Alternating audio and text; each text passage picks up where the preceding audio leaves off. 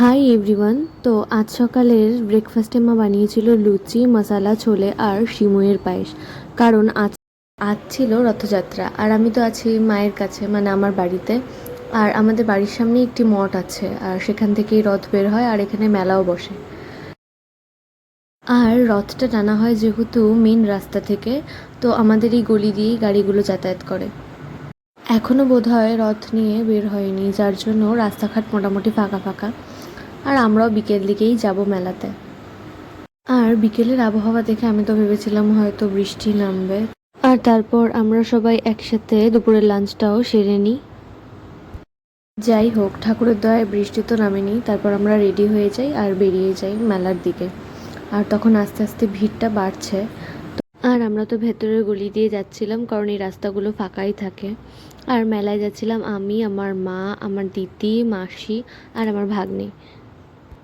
আর ঠিক এই রাস্তাটা থেকেই না মেইন ভিড়টা শুরু হয়, কারণ এই রাস্তাটা একদম গিয়ে ওঠে মঠের সামনে। মনে হয় তখনই রথটাকে মঠের ভেতর ঢোকানো হয়েছে, কারণ প্রচণ্ড ভিড় ছিল। আর আমিও যাই চিনিকলা দিতে, আর বেশিক্ষণ দাঁড়াই না কারণ প্রচুর ভিড় ছিল, দিয়েই বেরিয়ে যাই। বেরিয়েই প্রথম লটকা নিই আর নিয়েই আমরা চলে যাই মিষ্টির দোকানে, সেখান থেকে জিলিপি, আমিত্তি, নিমকি নেওয়ার জন্য।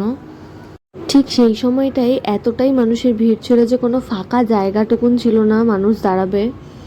আর তারপর আমি একটু চুড়ির দোকানে ঢুকি আর চুড়ি দেখি।